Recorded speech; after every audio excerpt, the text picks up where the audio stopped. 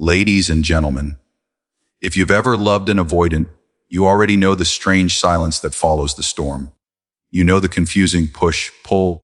One day they're close, the next day they're gone. And when that relationship ends, you're left with two battles at once, the heartbreak and the question that keeps waking you up at night. Will they come back? Ladies and gentlemen, this is the truth that changes everything with an avoidant ex. They don't come back because you begged, pleaded, explained your worth, or performed your heartbreak like evidence in a courtroom. They don't come back because you wrote the perfect paragraph at 2 a.m. They come back when your energy shifts from desperate pursuit to grounded self-possession, when you stop trying to force certainty out of someone whose nervous system has learned to equate closeness with danger. An avoidant is not moved by pressure the way an anxious heart is. Pressure doesn't read as love to them. It reads as risk, obligation, loss of freedom, emotional debt. So, when you chase, when you demand, when you panic, you might feel like you are fighting for the relationship, but what they often experience is confirmation of the exact fear that made them pull away. What actually draws an avoidant back is a specific emotional climate, safety plus uncertainty. Safety means you are not volatile, not punishing them for needing space, not swinging between worship and rage, not turning every moment of distance into a crisis. Safety is emotional regulation. It is the calm presence that says, I can handle discomfort without losing myself. Uncertainty means they cannot assume they still own access to you. They cannot assume you will accept them with no growth, no accountability, no change. This isn't cruelty. This isn't manipulation. This is self-respect. It is the line that quietly communicates, I value myself too much to repeat the same cycle. This is why healthy silence is so powerful. Not the cold silence meant to provoke jealousy, not the punishing silence that screams, I'm going to hurt you back, but the calm silence that comes from self-respect. Your absence stops being a weapon and becomes a boundary. You are no longer shouting, look what you're doing to me. You are quietly living. I won't abandon myself to keep someone who is unsure. Many people fail here because they confuse love with urgency. They think if they can just make the avoidant feel enough guilt, enough nostalgia, enough fear of losing them, the relationship will be saved. But guilt is a terrible foundation for intimacy. The deeper win is to become the safest version of you without becoming the most available version of you. So what does this look like in real life? When they go quiet, you don't flood their phone. You don't send 5 messages to explain what they should already understand. You don't beg for reassurance in a way that converts your love into pressure. You pause, you breathe, you ground. You focus on your own stability, your health, your purpose, your day-to-day peace. If they reappear with a casual hey, after weeks of silence, you don't open the door with your whole heart sprinting ahead of your standards. You keep it simple, warm, and composed. You make room for a real conversation, not a drive-by reconnection. You show them that access to you is earned through consistency, not granted by nostalgia. This is not playing games. This is refusing to be a safety net for someone who hasn't learned how to hold you. Secure love is not a performance. Secure love is a standard. It says, I can care about you, and I will not sacrifice my peace for confusion. It says, I'm open to rebuilding, and I'm not open to repeating the same pain. When you live this keynote, you stop being the anxious partner they can orbit and leave at will, and you become the stable partner who invites a real decision. Your calm makes reconnection possible. Your standards make reconnection meaningful. You are offering warmth with a backbone, love with a spine, care with clarity. You stop auditioning for love and start choosing what chooses you. And this is where the shift finally happens. When you don't chase, you create space for them to feel the weight of your absence. When you don't collapse your boundaries, you become more real. When you are emotionally steady, you contradict their old story that closeness always leads to chaos. You become the kind of partner their nervous system can finally trust. Ladies and gentlemen, the first silent test an avoidant runs is not a test of your beauty, your loyalty, or even your love. It is a test of your emotional control. It is a test of your nervous system. It is a quiet, unspoken measurement of whether being close to you feels safe, predictable, an adult, or whether it feels like walking into a storm where one wrong step would trigger guilt, conflict, or emotional overwhelm. You have to understand something fundamental about avoidant attachment. Many avoidants learned early that emotions were risky. They may have grown up around criticism, emotional unpredictability, or an environment where needs were ignored. So they adapted. They built a survival strategy. They learned that distance equals safety and emotional intensity equals danger. By the time they are adults, this isn't just a preference, it's a pattern wired into their body. So when you and an avoidant break up and the silence begins, their brain doesn't immediately interpret your pain the way you do. Your anxious heart might think, if I show them how much I care, they will feel loved and come back.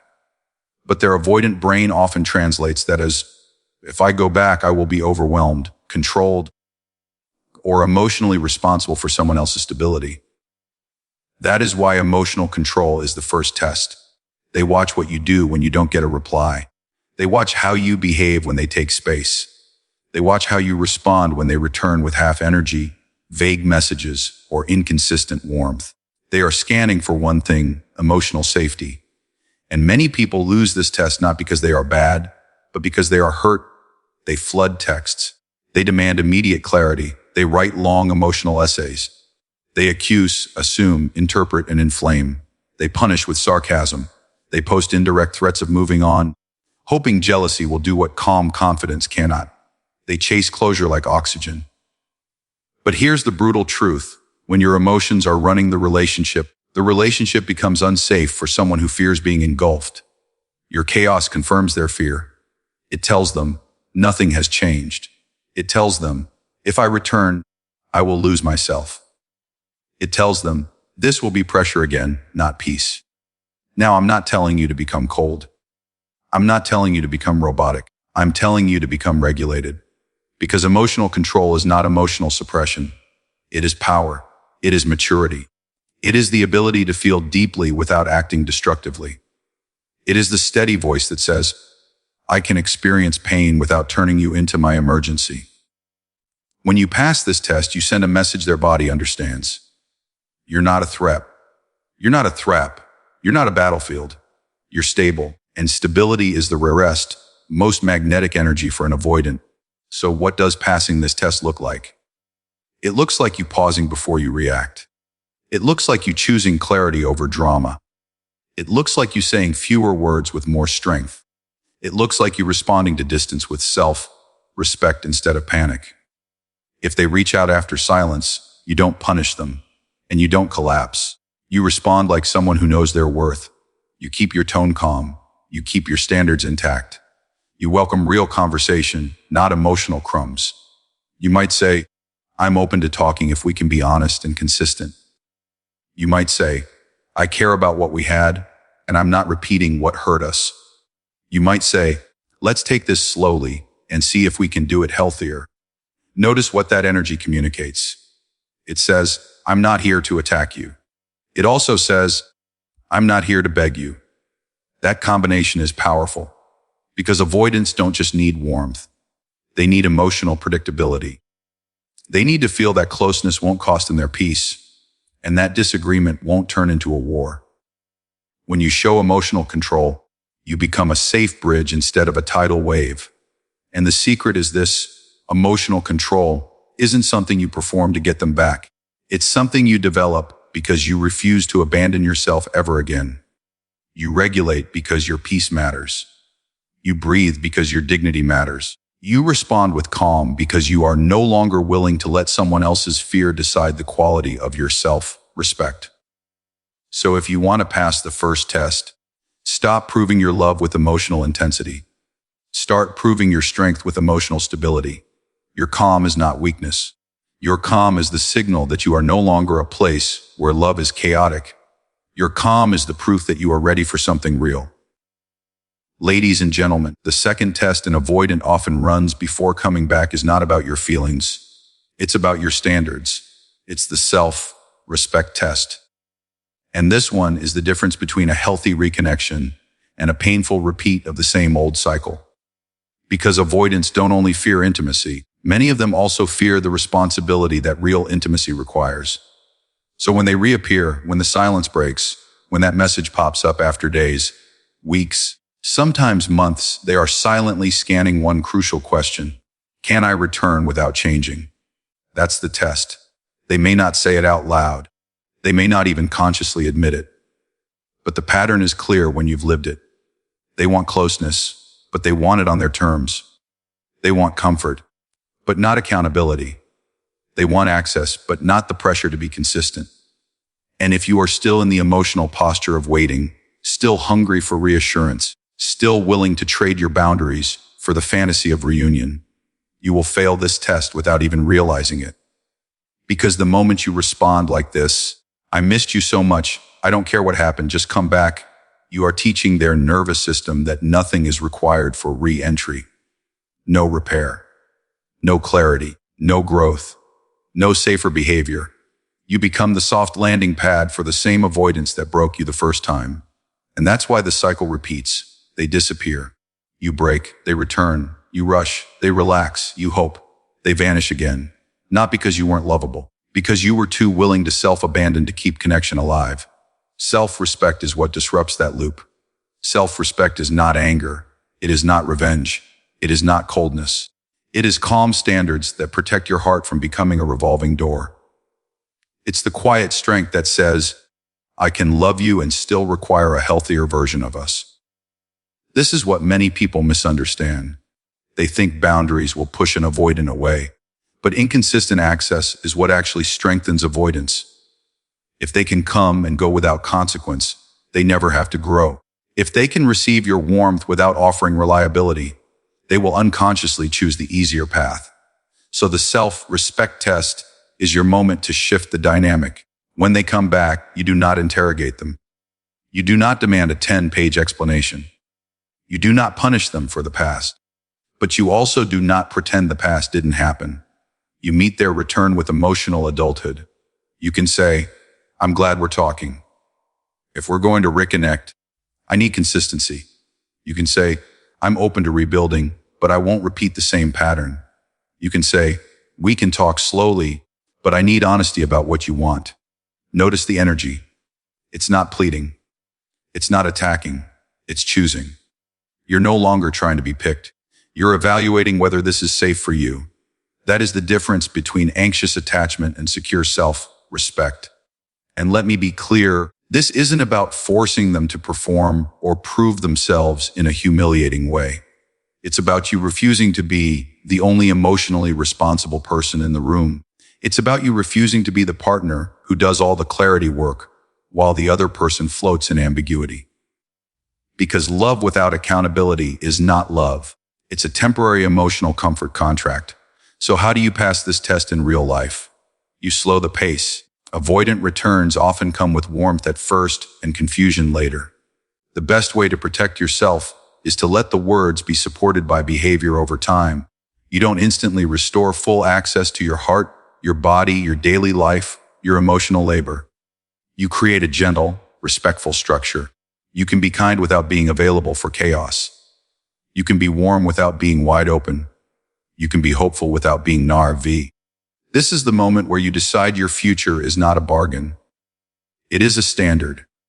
If they want you back, they don't need to become perfect, but they do need to become consistent enough that your nervous system doesn't have to live in survival mode. That is what self-respect protects. Your sleep, your dignity, your peace, your sense of self. And when you embody this keynote, something powerful happens. Even if they don't return, you stop losing yourself in the waiting room of someone else's emotional readiness. You graduate from the role of option to the role of choice, and you become the kind of person who no longer participates in love that requires you to shrink your worth just to keep someone close. Ladies and gentlemen, if there's one truth that can save your heart and your future when you love an avoidant, it is this: boundaries are not punishment. They are the doorway to healthier love. Most people hear the word boundary and instantly imagine coldness, rejection, or revenge. They think a boundary means shutting the door, cutting someone off, or becoming emotionally unavailable in the name of strength. But a real boundary is not a weapon. It is a line that protects what is precious. It is the shape of self-respect. It is the structure that turns love from chaos into something safe enough to grow inside. When you are dealing with an avoidant partner or an avoidant ex, your biggest risk is not that you love too much. Your biggest risk is that you love without a system. You love without rules that protect your dignity. You love without a clear agreement about consistency, communication, and repair. And when there are no boundaries, the relationship quietly becomes a place where one person sets the emotional weather and the other person learns to survive it. Their distance becomes your alarm. Their silence becomes your anxiety. Their sudden returns become your hope, and your life starts shrinking around their unpredictability. A boundary says, this ends here, but not in a cruel way, in a clean way, in a healthy way. It says, I am open to love, and I am not open to emotional confusion. It says, I can care about your fears, and I will not let your fears run my self-worth. It says, we can rebuild, but we will rebuild with clarity, not with avoidance disguised as a romantic mystery. Avoidants are not allergic to love. They are allergic to emotional pressure and interpersonal chaos. That's why the right boundaries actually increase safety. They remove the emotional guessing game. They create predictability. They replace unspoken expectations with clear agreements. And ironically, that is often the first time an avoidance nervous system can relax enough to consider closeness without panic. But here is the trap. Many people set boundaries as a bluff. They announce them with anger. They set them to scare someone into returning. They say, I'm done forever, while secretly hoping the person will beg. This is not a boundary. This is a protest. And avoidance can smell protest a mile away because protest feels like pressure. Even when your words are strong, your energy betrays the fear underneath. A healthy boundary is quiet confidence. It doesn't need a dramatic speech. It doesn't need a social media announcement. It doesn't need to be explained 10 times. It is simple, steady, and consistent. This might look like, I'm available for a calm conversation, not for disappearing acts.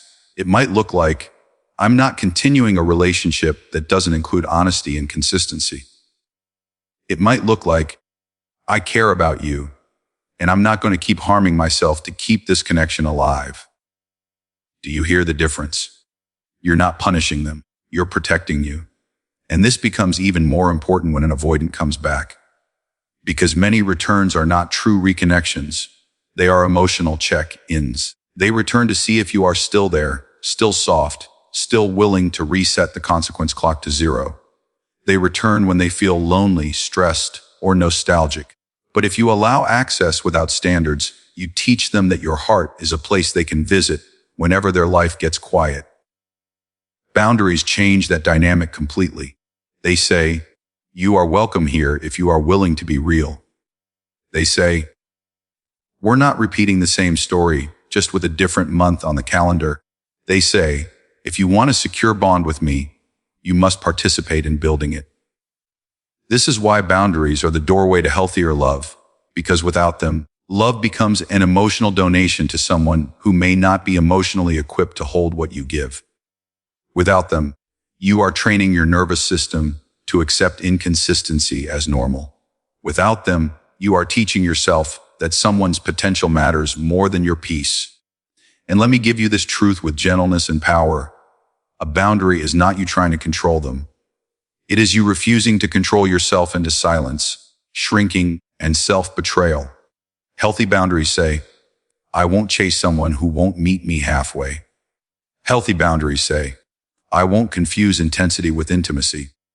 Healthy boundaries say, I am not a temporary comfort for a permanent pattern. So when you lit this keynote, you stop being the person who waits for love to choose you, and you become the person who chooses love that is safe, consistent, and real. Whether the avoidant rises to meet you or quietly fades out of your life, you win.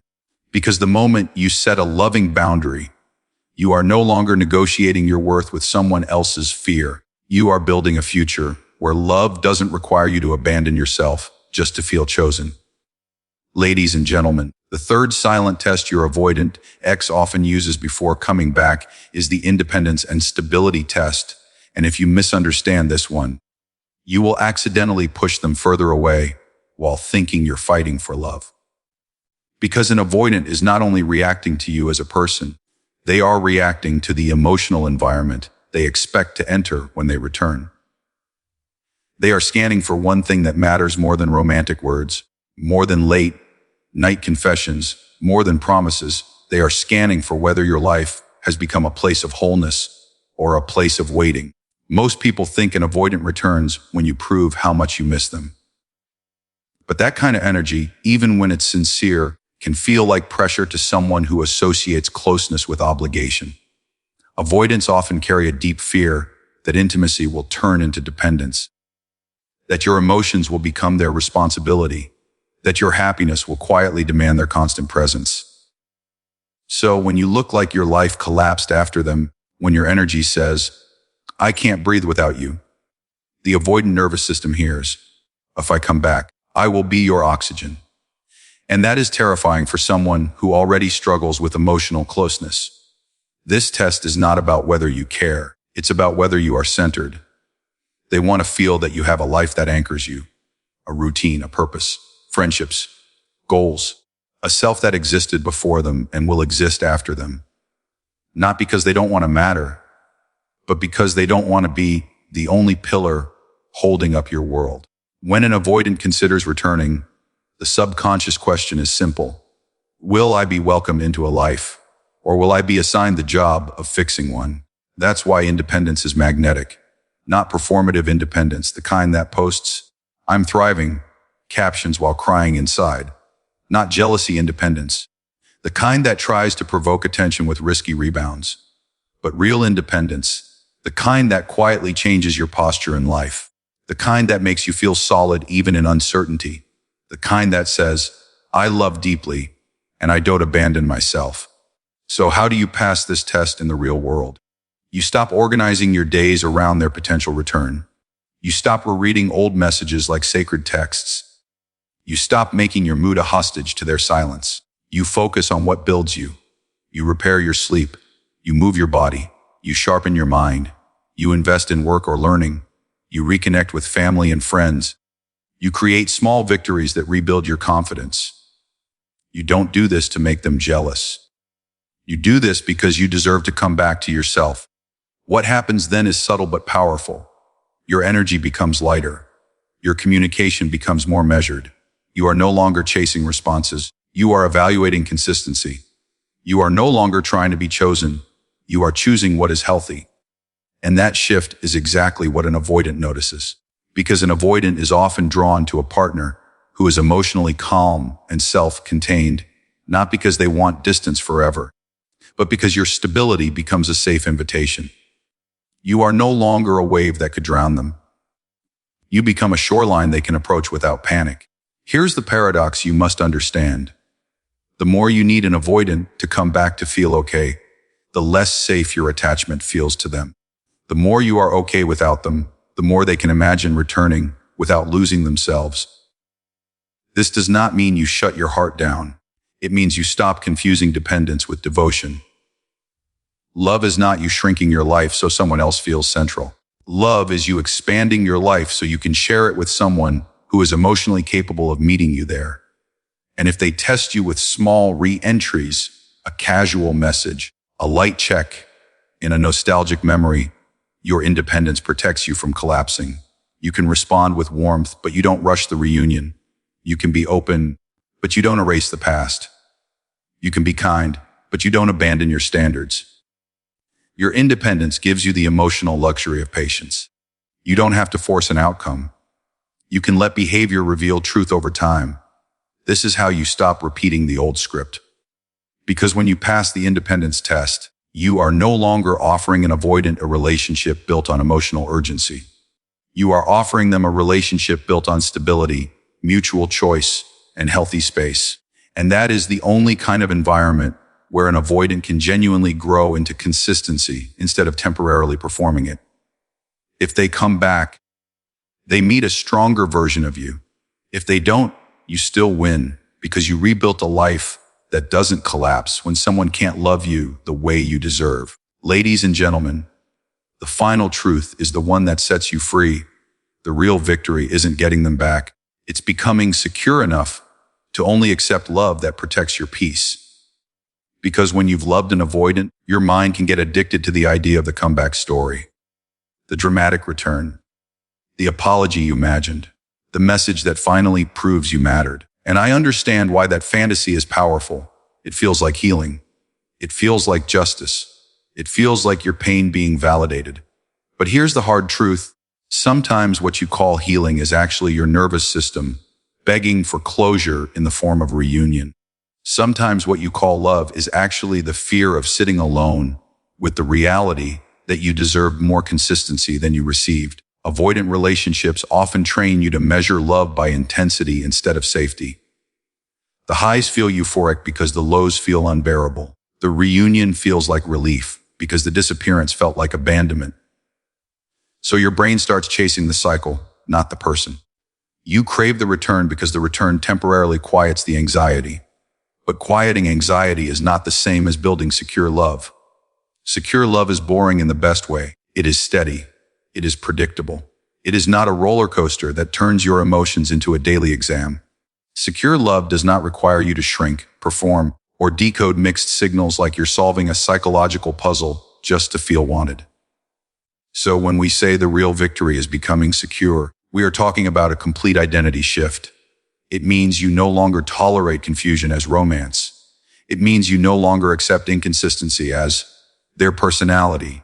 It means you stop rewarding emotional distance with your emotional labor. It means you finally say, my peace is not negotiable. Because the truth is, anyone can come back when they're lonely. Anyone can miss you when life gets quiet. Anyone can text you when they want comfort. But not everyone can stay consistent when intimacy requires responsibility. And your new standard is not about who can return, it's about who can remain healthy with you. Becoming secure doesn't mean you become heartless. It means your heart has boundaries now. It means you stop making access to you free. It means your softness is protected by wisdom. A secure version of you does not beg for clarity. They invite clarity. And if clarity can't be offered, they walk. A secure version of you does not chase emotional availability. They choose it. And if it isn't present, they don't self-abandon to earn it. This is the most important shift. You stop asking, how do I get them back? And you start asking, what kind of love am I willing to live inside of? That question becomes your compass. So if an avoidant returns, your success is not measured by your excitement. Your success is measured by your discernment. You notice the difference between words and patterns. You observe consistency over time. You check whether accountability exists. You listen for emotional maturity, not just emotional nostalgia. Because you are no longer starving for connection. You are selecting for safety. This is where your power becomes unshakable. And here's the part that people underestimate. When you become secure, you stop fearing the outcome. You stop clinging to the fantasy that one person holds the key to your happiness. You realize that the relationship was not your only chance at love. It was one chapter in your growth. That perspective is healing because your nervous system finally gets the message that love should not feel like survival. It should feel like partnership. It should feel like balance. It should feel like two people choosing each other with steadiness, not one person constantly, proving they are worthy of being stayed for. So the real victory is not a text message, not an apology, not even a reunion. The real victor is waking up with peace in your chest instead of anxiety in your throat. It's the moment you realize you can miss someone and still know they are not safe for your heart. It's the moment you realize that longing is not evidence of compatibility. It's the moment you stop romanticizing potential and start honoring reality. Because when you become secure, you don't just change how you love an avoidant, you change how you love yourself. You become the person who no longer negotiates with red flags. You become the person who can say, calmly and clearly, I care about you, and I care about my peace more. And that is the moment you win no matter what they decide. If they come back with real growth, you can build something healthier. If they come back with the same old pattern, you won't mistake familiarity for fate. And if they never come back, you will still have chosen the most important relationship of all. The one with your self-respect, the one with your peace, The one with the version of you that finally stopped begging love to stay.